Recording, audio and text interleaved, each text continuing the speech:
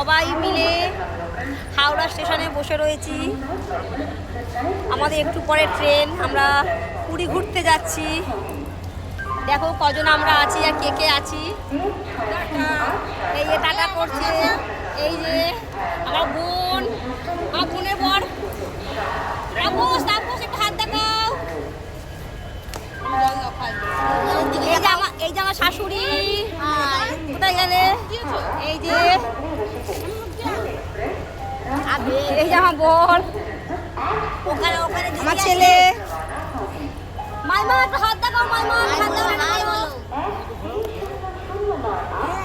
আমরা